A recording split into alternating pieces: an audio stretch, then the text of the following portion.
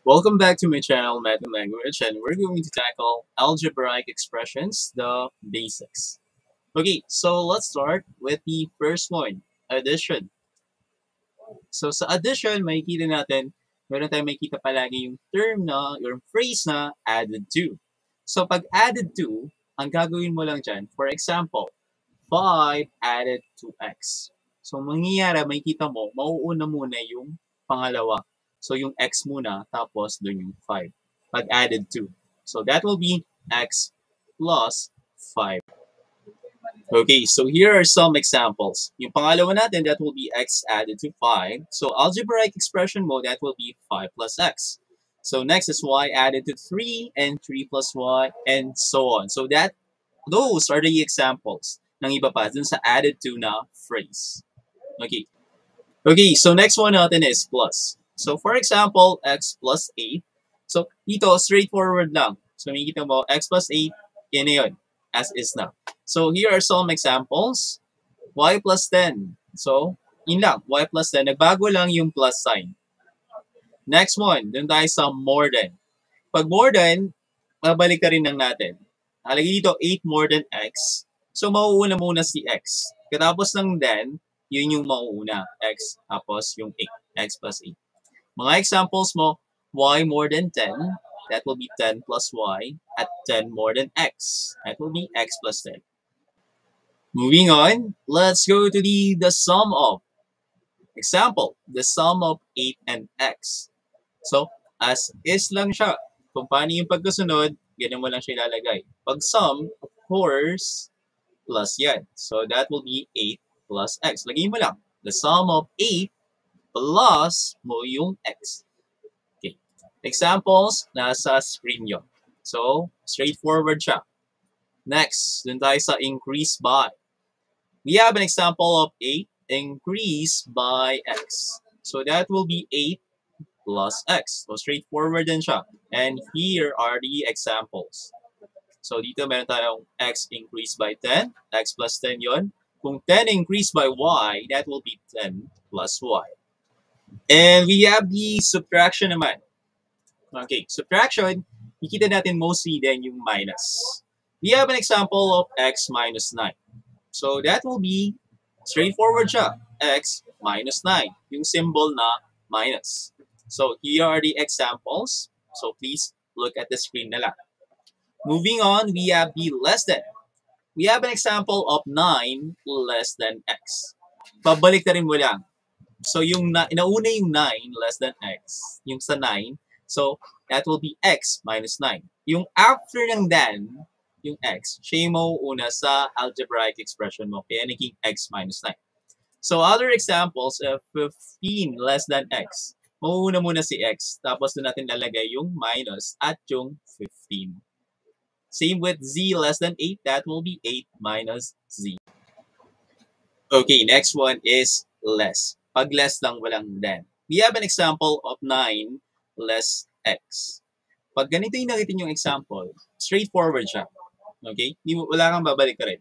So, pag 9 less x, papalitan mo lang yung less ng minus sign. So, that will be 9 minus x. Other examples, 15 less y, that will be 15 minus y. And z less 8, that will be z minus 8. Please check the screen na lang for other example. Okay, next one is subtracted from. This one, medyo babalik na rin natin siya. So we have an example of 9 subtracted from x.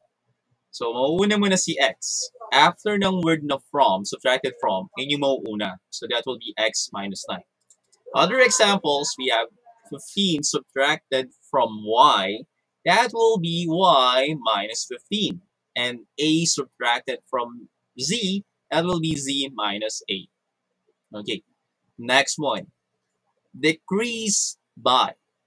We have an example of 9 decreased by x. This is straightforward. So in decrease by, papalitan mo lang siya ng minus sign. That will be 9 minus x. And here are the other examples. Please check the screen. Okay, now, we have another one. Diminished by. So pag diminished by, automatic subtraction yun. We have an example of 9 diminished by x. Straightforward siya. So that will be 9 minus x. Papalitan mo lang diminished by ng minus sign. Here are other examples. 15 diminished by y, 15 minus y. Z diminished by 8, that will be z minus 8. Okay, the last one is subtraction. The difference between 9 and x. So pag ganun, lagay mo lang yung 9 at x straightforward, tapos yung mo lagay yung minus. So the difference between 9 and x, that will be 9 minus x. Other example is the difference between 15 and y. That will be 15 minus y. And kindly check the screen for other examples. Okay, so nasa multiplication na tayo. Medyo mas madali ang multiplication. So the first makikita natin is yung times. So for example, 8 times mo ng x. So that will be 8x lang. Straightforward. Pagtabihin mo lang yung number pati yung variable. Okay, or yung coefficient. So here are our other examples. 10 times y, that will be 10y. 5 times x, 5x. 90 times a, 90a. 100 times p, 100p. Straightforward lang siya. Next is mostly fraction to. 1/2 of y. So, pagdikitin mo lang, 1/2 tapos y. Other examples, 2/3 of y, 2/3 y. Diba? Dali lang siya. Okay, moving on, we have the product of. Pag the product of, multiplication yan. So, the product of x and y, xy. Pagdikitin mo lang yung dalawang variable kasi para silang variable. Dalawang variable, dapat alphabetical order. So, mauuna muna si x. Next mga examples. The product of a and y, that will be ay. Product of a and b, ab. The product of b and c is bc, and the product of b and e is de. Okay, next is multiplied by. Obviously, multiplication siya. We have an example of x multiplied by 8. So, dito, mauuna muna ang number or yung coefficient. Nagiging 8x siya. Other examples, x multiplied by 10, we have 10x, or meron dito pangalawa, x multiplied by y, that is xy.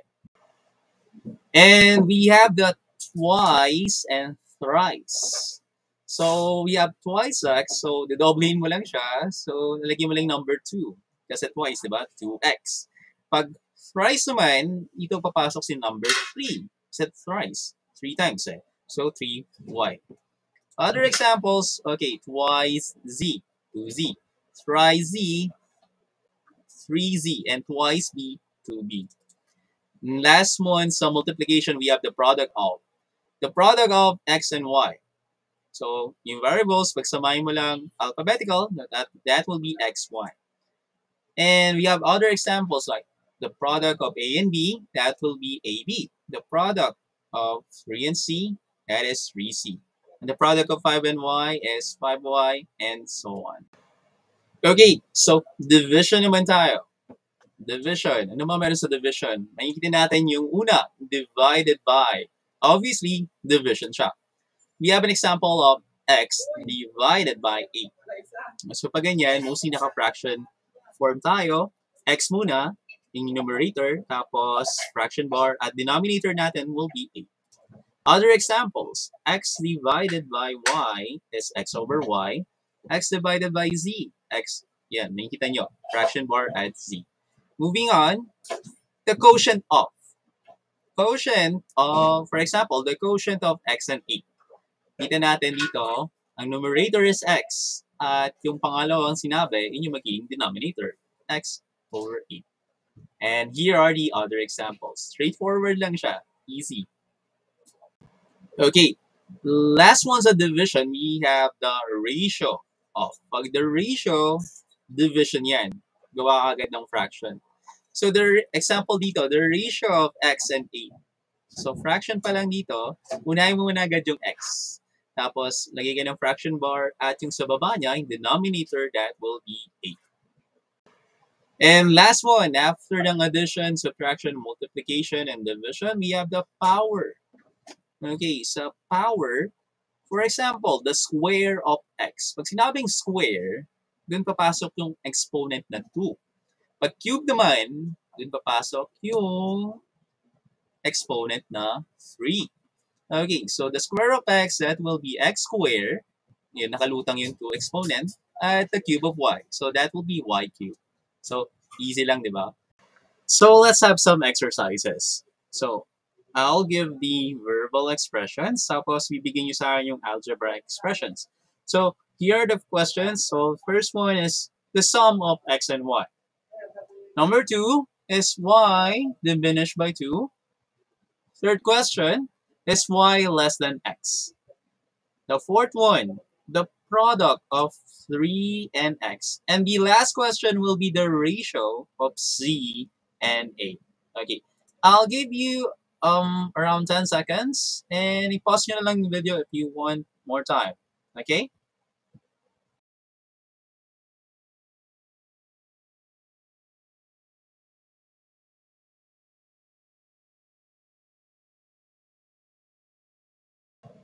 And here are the answers. So the sum of x and y, that will be x plus y. As is lang, yung sum of magiging plus sign ng x and y. Y diminished by 2. Straightforward siya. Y minus 2. Now, y less than x. Pag narinig niyo yung less than, alam niyo magbabaliktad yan. So, mauuna muna si x. Tapos, dun si y, x minus y. Fourth is the product of 3 and x. So, number muna, bago yung variable. That will be 3x. And the ratio of z and a. So, as is, that's a fraction. So, z muna yung numerator at a yung denominator. And that's the end of the video about algebraic expressions, the basics. Next video natin will be how to solve algebraic expressions problem solving. And if you would like to comment or suggest another math and language video, please comment down below. And again, this is James, your math and language instructor. Thank you. Please also like and subscribe. Thank you. Goodbye.